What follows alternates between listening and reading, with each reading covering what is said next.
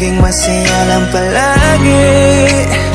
Puro lang pagmamahalan sa atin ay nangyayari.